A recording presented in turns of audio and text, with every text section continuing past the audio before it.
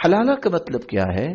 ایک شخص نے 3 طلاقیں دے دیں، اب وہ شخص اسی عورت سے دوبارہ شادی کرنا چاہتا ہے تو وہ کسی اور انسان سے اس کی شادی کروائے اور پھر وہ طلاق دے تاکہ پہلے کے لیے حلال ہو جائے. یہ ہے نکاح حلالہ. سب سے پہلی بات یہاں نقص کیا ہے؟ آج ایک ہی مجلس میں بیٹھے بیٹھے 3 طلاقیں دے دی جاتی ہیں اور انسان اتنا مبہوت ہو جاتا ہے، اتنا غصے میں آ جاتا ہے کہ اس کو یہ پتہ ہی نہیں رہتا کہ میں کیا کر رہا ہوں. پہلی تو بات یہ ہے 3 طلاقیں ہوں یا 1000 طلاقیں ہوں، جیسا کہ حدیث میں آتا ہے عمر رضی اللہ تعالیٰ عنہ کے زمانے میں ایک شخص کو نہ جانے بیچارے کو کتنے غصہ آ گیا، اس نے 1000 طلاقیں دے دی. کہا طلاق تو ایک ہوئی ہے، 999 تو ضائع ہی گئی.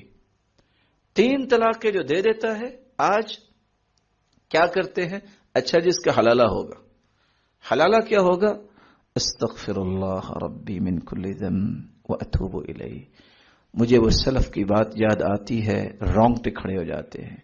بندہ مومن جس کا ایمان تازہ ہو وہ اپنی بیوی کسی کے سپرد کر دے؟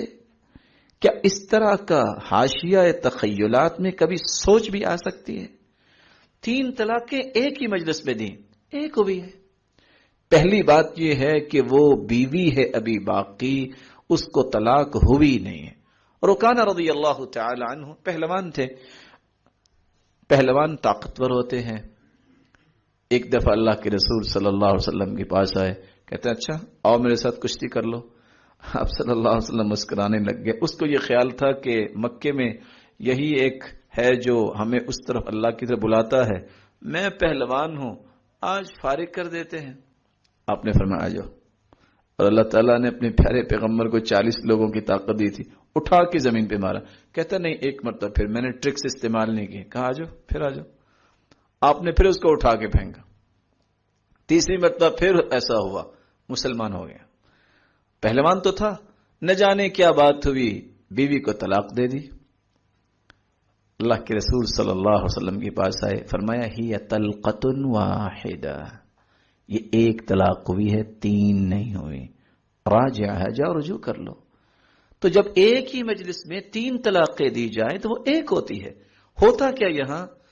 اللہ رب العزت معاف فرمائے اور آپ کے یہ کان سنتے ہوں گے، لائیو لوگ بھی ایسی جرت کرتے ہیں کہ ہم تیار ہیں حلالہ کرنے کے لیے. اور میں نے جب یہ خبر سنی، اللہ کی قسم جہالت کے وہ دریچے کھلے کہ مسلمانوں کے معاشرے میں آج بھی یہ جرت ہے.